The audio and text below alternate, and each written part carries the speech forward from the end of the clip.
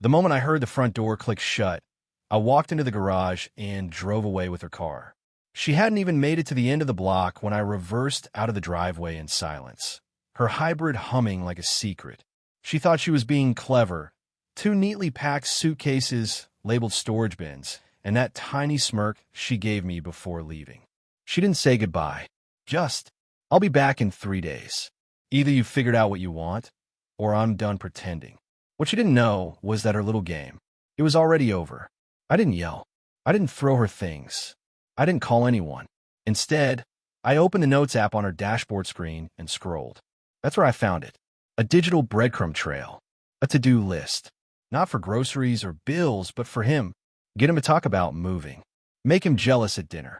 Wait until he asks questions. Don't volunteer. She even wrote, if he folds, I stay. If not, I go where I'm wanted. What kind of wife leaves behind a script? I parked her car exactly where she didn't expect, in front of a stranger's house 2 neighborhoods over. Locked it, dropped the key in their mailbox, took a photo, walked home. That night, I didn't sleep. I sat at the kitchen table rereading the note she left me on the fridge.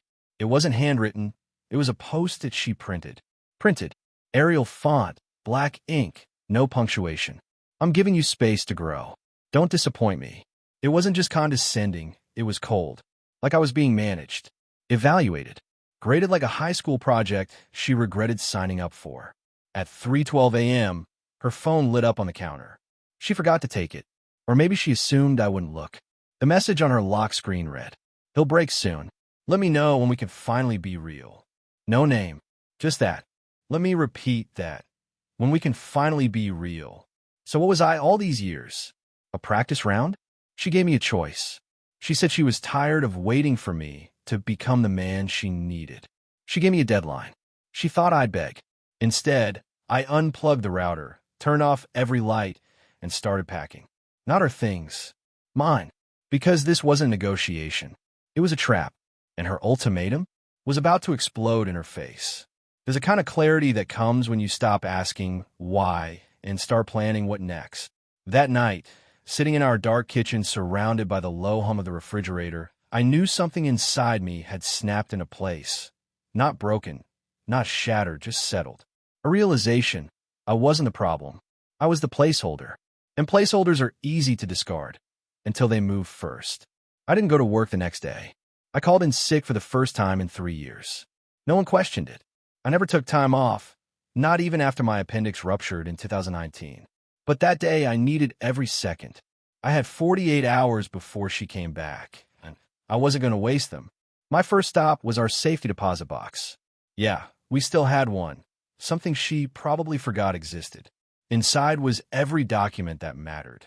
The deed with my name on it, the prenup she swore we'd never need, and the one thing she never expected me to keep. A signed statement she gave me before our wedding, acknowledging she had previous romantic entanglements that might come up in the future. It was vague, but legally it was still useful, especially now.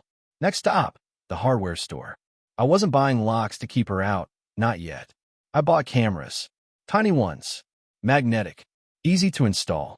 One in the hallway, one above the front door, one angled at the safe where she kept what she called her personal funds. I knew she was planning something. The way she left so confidently, like she already knew how this was going to end. But if she thought I'd sit around waiting to fail her little test, she didn't know me at all. By noon, I had something else no one expected from me. An attorney. Not one of those billboard guys with catchphrases. This one came from a recommendation I got 3 years ago at a wedding. A woman who specialized in high-conflict separation cases. I told her everything. Showed her the messages. Sent her the photos of the car. The notes. The lock screen text. She didn't ask if I wanted to leave Hallie. She asked, how badly do you want control? That's when I realized this wasn't about heartbreak. It was about dignity.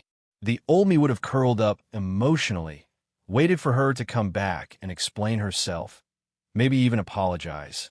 But this version of me, the one sitting in that office while she was out finding herself, this version understood something new. I was the only one playing fair. By the time I got back home, I had a folder full of legal options, a flash drive of sync data, and a checklist of actions to take before Sunday. And believe me, I intended to take them all. That night, I stood in our bedroom doorway and looked at the photo on the dresser. The one she loved. Us in Colorado. She's laughing. I'm blinking, and behind us is a blurry mountain range. I took it out of the frame and flipped it over. In faint blue ink, she'd written, "We'll never lose this." I smiled, not bitter, not sad. Just calm, because she had already lost something. She just didn't know it yet. Sunday arrived like an overdue storm. No rain, no thunder, just pressure, invisible and waiting to snap. I was up before dawn, already dressed, already moving. I didn't need to guess what Hallie would do when she came home. I knew. She'd walk through the door expecting silence. A man waiting. A man softened by her absence, cracked by confusion, desperate to not lose her. She thought I'd be exactly where she left me, stuck in place, blaming myself. Instead, she would find a house, altered, subtly, but unmistakably. The living room furniture was rearranged. Her corner reading chair? Gone. Not in the garage, gone. The wedding photo from the hallway had been replaced by a framed copy of the prenup. And the closet? Her side was untouched, but mine had been cleared, not emptied, streamlined. Every item folded with care, positioned to signal one thing. I wasn't staying, but I wasn't begging either. Around 11:30 a.m., her sister called me. Unexpected. I hadn't spoken to Amber in months. She asked, a little too casually, "So, Hallie said you guys were doing a trial separation. Is that true?" I didn't answer right away. I let the silence sit, just enough to make her uneasy. Then I said, "You should ask her what she means by trial. Because this isn't a courtroom. It's our life." Amber hesitated. "She's just confused, you know? She said you were drifting, and she needed to create some space so that you could both reconnect." I almost laughed. Reconnect? She left a man-sized list of how to test your husband for emotional weakness, and now she was rewriting it as a spiritual retreat. But what really struck me was what Amber said next, like she couldn't help herself. "She's nervous about how you'll react when you find out about Darren." Darren. No last name. No explanation. Just that single syllable, so casual on her lips, as if we'd all been expecting a Darren to show up in our lives and burn everything down like some plot twist in a romance drama. "Thanks for the heads up," I said flatly and hung up. I didn't ask who Darren was. I didn't need to.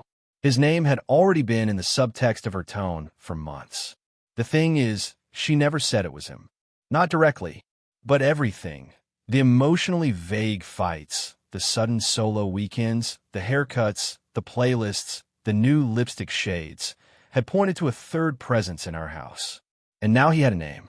By 2 p.m., I was sitting at the kitchen table with my laptop open, a folder beside me labeled Contingency. Inside was a printed timeline of the last 4 weeks, dates, photos, receipts, text logs from her synced iCloud. I wasn't planning to scream. I wasn't going to throw accusations like knives. That would just make her feel powerful. And if there's one thing people like Hallie hate more than being confronted, it's being outmaneuvered quietly. When the door finally opened at 2:47 p.m., I didn't even look up right away. I heard her heels on the tile floor. Heard her pause, probably noticing the new arrangement. Heard her shift her weight, waiting for me to speak first. But I didn't. Instead, I clicked my mouse and said calmly, "You're back early." I thought I had until 3. She laughed nervously. "Well, technically you do. I just didn't feel like dragging it out. Figured it was time to talk like adults." I looked at her, finally, and for a moment, it felt like two strangers sizing each other up in a room neither of them recognized. She didn't hug me, didn't sit, just stood with one hand on her hip, like a disappointed teacher waiting for a student to explain a failing grade. Then she said the line I'll never forget, her grand return opener, the thing she probably practiced in the car ride home. "So, have you done any thinking? Are you ready to make some changes, or?" I cut her off. "Already did," I said, "but they weren't about me." And that was when her smile disappeared. Her lips parted slightly when I said it. That phrase, "already did," but they weren't about me.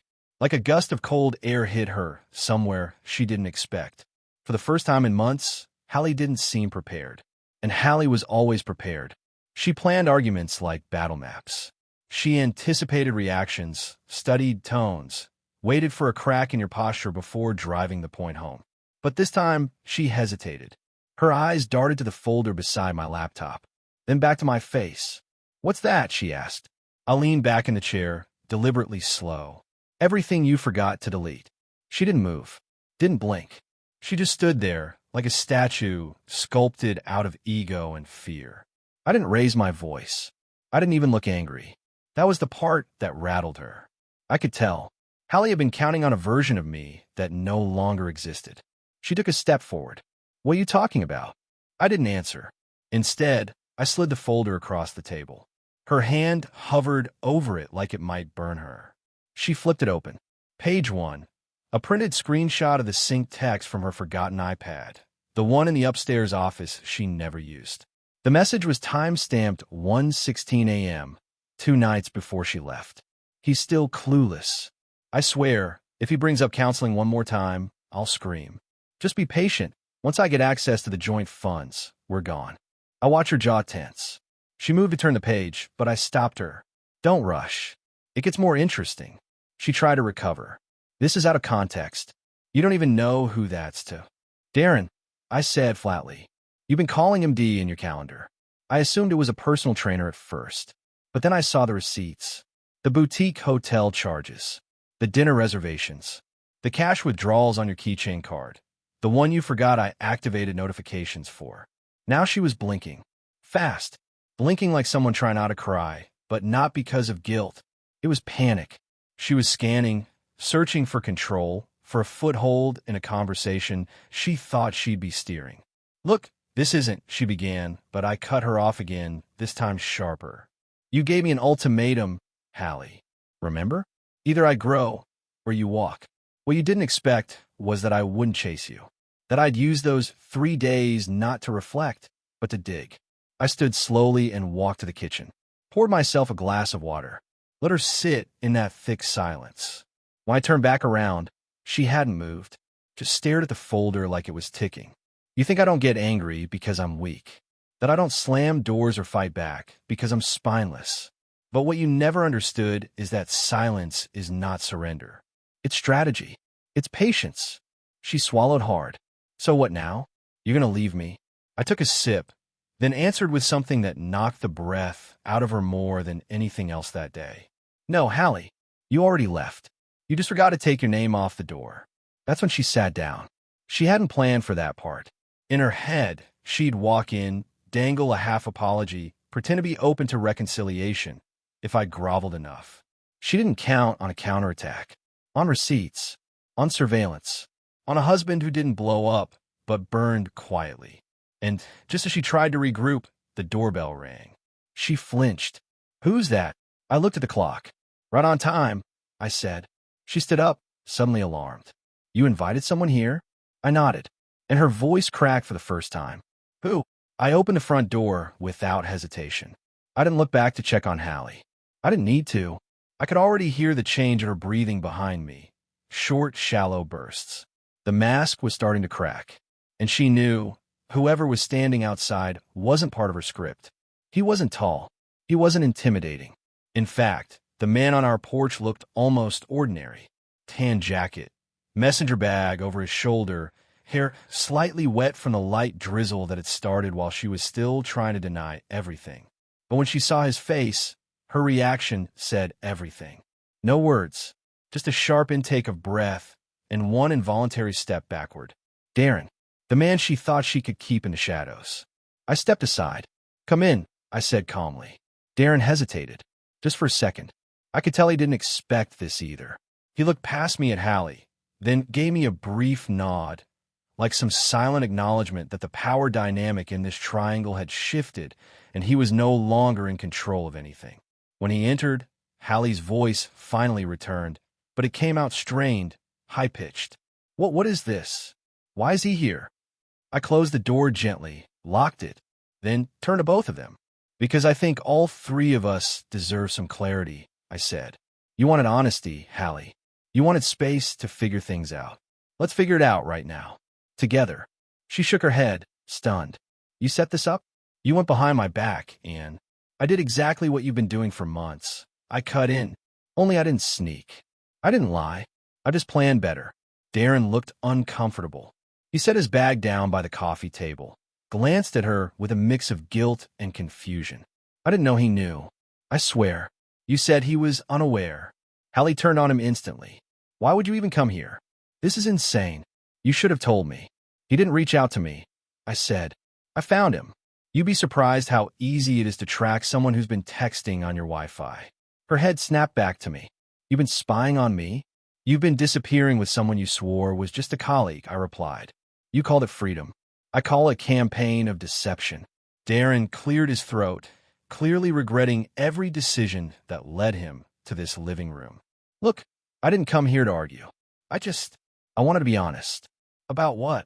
Hallie shot back, arms crossed, defensive rising fast. He hesitated. About the fact that this, he gestured between them, wasn't what you made it out to be. You said you were separated. You said he was emotionally cold. You said he didn't care about you.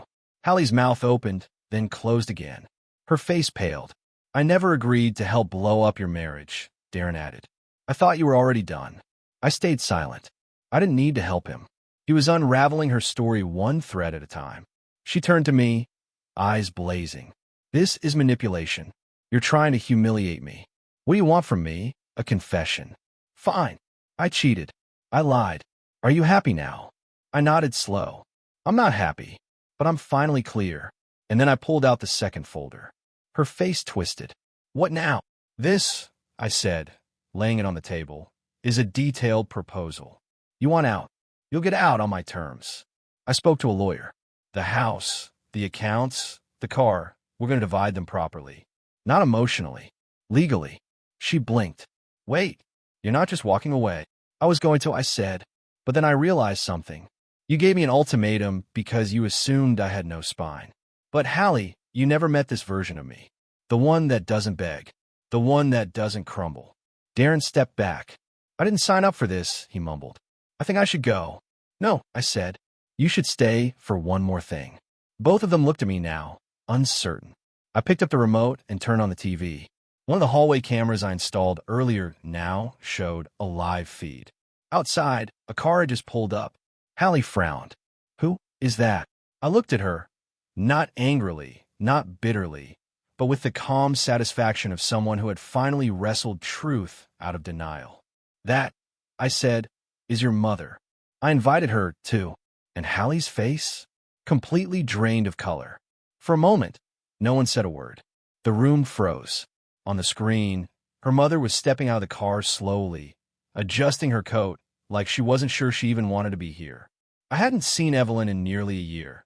Not since the Christmas brunch where she spent the entire time bragging about Hallie's new leadership energy and not once asked how I was doing. She was always more impressed with ambition than character. Hallie's voice broke the silence first, low and sharp. You brought my mother here? I did, I said evenly. She's part of this story, whether you want her to be or not. I swear to God, if you ambushed me just to embarrass me in front of my own family. You've already done that part yourself, I said, turning to face her directly. And frankly, I think your mother deserves to hear the truth from someone other than you. Hallie turned to Darren, as if she expected him to support her. But Darren had stepped back again, distancing himself both physically and emotionally. His arms were crossed. He wasn't here for war. He was here for clarity. And now that it was turning into a firestorm, he looked like a man realizing the woman who promised him an escape hatch had handed him a torch instead. The knock came. Not timid. Firm. Like Evelyn knew there were things inside that needed confronting. I opened the door without ceremony and stepped aside. She walked in slowly, scanning the room with the caution of someone who suspects there's already broken glass beneath her feet. Her eyes landed on Hallie first. You didn't mention anyone else would be here, she said flatly. I didn't know, Hallie muttered. Evelyn's eyes shifted to Darren. So this is him. She didn't wait for confirmation. She turned to me. Why am I here? I gestured toward the chair across the coffee table. Because your daughter's been planning a quiet extraction, and I thought someone should witness the reality of that. Evelyn didn't sit. She turned to Hallie, eyes narrowing. Is it true? Hallie folded her arms. Don't turn this into a morality play, Mom. You were the one who told me never to let myself get trapped in a small life. You said if I ever wanted more, I should take it. Evelyn looked stunned, like she'd just been quoted in a context she never imagined. Wanting more doesn't mean torching what you have. Hallie scoffed. You did it. You walked away from 2 marriages. You always said self-preservation came first. And just like that, the tension in the room changed. For the first time, Hallie wasn't attacking me. She was exposing her roots. And Evelyn, who had always spoken in polished sentences and calculated smiles, suddenly looked very, very human. I left because your fathers, both of them, were liars, Evelyn said. Not because I was bored. I didn't stage an escape. I didn't play people against each other. Hallie's eyes burned. So what? You want to paint me as some sociopath? Like I didn't try? Like I didn't spend years being patient with someone who never. I was patient, I interrupted. My voice was quiet but razor sharp. I was patient when you stopped touching me. When you rolled your eyes at every attempt I made to reconnect. When you told your friends I lacked ambition because I didn't want to quit my job and chase startups with you. I was patient when you stopped making eye contact. When your mouth said, I love you, but your eyes said, I'm already gone. Hallie opened her mouth, but Evelyn raised her hand. Enough. I don't want to hear more denial. I want to hear the plan. What now? Do you think this ends in reconciliation? No, I said before Hallie could speak. It ends with honesty and accountability. I walked to the table and picked up the folder again. You said you wanted freedom, Hallie. I'm giving it to you, but not on your terms. You'll walk with what's fair, nothing more. The money in the joint account has already been frozen. My name is off every auto payment. The credit cards are canceled. Hallie looked like she'd been slapped. You can't do that without. Without what? I said. Your permission? You gave that up the moment you started negotiating your exit with another man while still sleeping in my house. Darren stood then. I think I should leave. No, Evelyn said firmly, her voice suddenly stronger than I expected. You stay. You might want to see what the fallout of your affair actually looks like. Because it's not poetic. It's not sexy. It's not some grand romantic escape. It's ruined trust, broken homes, people spiraling. Hallie was trembling now, but not out of fear, out of exposure. She had always controlled the narrative. She'd rewritten me as the uninspiring husband in every story she told. And now, she was surrounded by people who had stopped reading her script. Do you want to say something? I asked her. She looked at me, then at her mother, then at Darren, and she said the one thing I never expected. I don't know who I am anymore. No anger, no rage, just that, quiet, hollow, true. It should have broken me, but it didn't, because finally, she wasn't pretending. The silence that followed her words was different this time. It wasn't thick with anger or anticipation. It was empty, like the breath after a scream that never came. Hallie stood in the middle of the living room like someone who had just stepped out of her own body and didn't know how to climb back in. I don't know who I am anymore. The woman who once curated every sentence, every glance, every shift in tone, now looked like a stranger who'd finally run out of rehearsals. Evelyn sat down, slowly, almost cautiously, as if realizing she wasn't just witnessing her daughter's collapse. She was somehow part of it. Darren didn't sit. He paced quietly near the window, pretending to check his phone, but I could see it, the subtle panic in his eyes. This wasn't the fresh start he'd been promised. He was now in the aftermath, dragged into a reckoning that didn't belong to him but clung to him anyway. Hallie turned to me with the barest flicker of something. Not guilt, not love, maybe just awareness. You think I planned all of this? You think I sat down and mapped out how to ruin us? No, I said carefully. I think you drifted, one small compromise at a time, and you told yourself it was still okay, that I'd still be here no matter how far you pulled away. I think you stopped believing in the life we built, but you didn't know how to exit without making me the villain.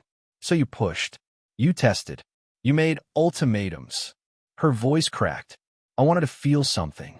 I didn't know how numb I was until Darren made me laugh again. He wasn't even supposed to mean anything. He was just a mirror. I finished for her. She blinked at that. You weren't in love with him, I said. You were in love with the version of yourself you saw reflected in his attention. The spontaneous, exciting woman who didn't need to fold laundry or listen to the same Spotify playlist every Thursday night. But that wasn't real. That was a performance, and even you couldn't sustain it. Darren finally spoke. Okay, I'm not sure I need to hear this part. You do, I replied without even looking at him. Because you need to understand the woman you think you were rescuing wasn't drowning. She was building a raft out of everyone else's sanity and calling it liberation. Hallie turned away from all of us and walked toward the hallway mirror, the same one we'd mounted 5 years ago after our anniversary trip to Asheville. She stood there, arms folded, staring at her reflection. She didn't touch it, didn't speak, just stared. I don't know what to do, she said, her voice so soft it was almost a whisper. Everything feels fake now. Evelyn looked at me. What are you going to do? I didn't answer immediately. I walked to the bookshelf, pulled out a manila envelope I had tucked behind a stack of old tax files, and dropped it on the table. Inside, notarized paperwork prepared by my lawyer. It wasn't a divorce filing. Not yet, but it was everything that would be required to finalize one quickly. Hallie saw it. She didn't move toward it. She didn't even flinch. It was like she expected it all along. I'm not going to punish you, I said. I'm not going to scream or drag this out. But I'm not going to wait for you to become someone else either. I loved you at your worst. But I won't stay here just to prove it. She finally turned from the mirror. So this is it. This is accountability, I said. Not revenge. Not rage. Just clarity. Darren picked up his bag without a word. He didn't say goodbye to Hallie. He didn't shake my hand. He just walked out the door, quietly, like a man sneaking out of a burning room without triggering the fire alarm. Evelyn remained seated, staring down at her hands. For once, she had no advice. No clever words. Just silence. Hallie sat on the couch, her body folding in on itself, like someone whose skeleton had been replaced with shame. She wasn't crying. She wasn't fighting. And in some twisted way, that hurt more than any tear ever could. You were right, she said. You were always right. I just needed to break something to feel alive. I stood there for a long moment, watching her, not with contempt, not even pity, just distance, because something had finally shifted, not in her but in me. The part of me that once begged for her to stay, it wasn't there anymore. It took Hallie 42 minutes to sign the documents, not because she read every page, but because she kept pausing between signatures, like each stroke of the pen was peeling off another layer of a life she didn't realize was real until it slipped through her fingers. I didn't rush her. I sat at the table across from her, quiet, hands folded. For once, the silence between us wasn't tense. It was exhausted. When she finally finished, she placed the pen down and looked up. Her eyes were red but dry. You didn't have to make it so easy, she said. I gave a soft shrug. You didn't have to make it so final. She smiled, a small, tragic one. You know, I thought the hardest part would be you hating me. Turns out, it's you not hating me. I nodded. Indifference stings more than rage. But I'm not indifferent. I just finally let go. She stood, grabbed her coat, then turned once more before walking out. You were a good man. I just didn't know how to stay soft around good things. And just like that, she was gone. No dramatic exit. No suitcase rolling behind her. Just the sound of the door clicking shut, this time without a plan to return. For the first time in what felt like a century, I exhaled. The next week was quiet. I took time off work, cleaned out the closets, gave away some furniture, let the rooms breathe. The cameras came down. The silence stayed, but it wasn't empty anymore. It was restorative. It had rhythm. I started running again, not far, just enough to remember what it felt like to be inside my own body. I bought groceries I actually liked, not just what she preferred. I slept with the window open, played music loud while making eggs, watched bad movies without commentary. The space she left didn't ache the way I expected. It was light, like someone had removed a wall I didn't realize was pressing in on me. One evening, I went to a little used bookstore near the edge of town. It was one of those cramped, warm places that smelled like paper and cinnamon. I wasn't looking for anything in particular, just something unfamiliar, something unclaimed. I bumped into a woman there. Literally. Back turned, same shelf. I apologized, she laughed. Her name was Celeste. She had messy hair, and pain under her fingernails. We talked about poetry and the awkwardness of starting over. She didn't ask if I was married. I didn't tell her. We just talked. Naturally. No masks. No angles. We shared coffee outside. It wasn't a date. It wasn't a plan. Just two people on the edge of old chapters, watching autumn leaves chase each other across pavement. She looked at me and said, "You seem like someone who rebuilt himself recently." And I smiled for the first time in months, not because I was trying to hide pain, but because it was finally fading. I said, and I'm finally proud of the blueprint. That night, I went home, opened the window again, and lay in bed without the weight of what-ifs. No ultimatums, no games, just peace. It didn't end with revenge. It didn't end with a dramatic collapse. It ended with truth. And for the first time in a long time, I wasn't surviving. I was finally living.